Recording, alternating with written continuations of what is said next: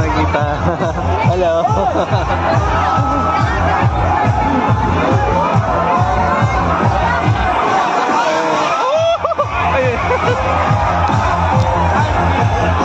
Ayan, rin tayo live.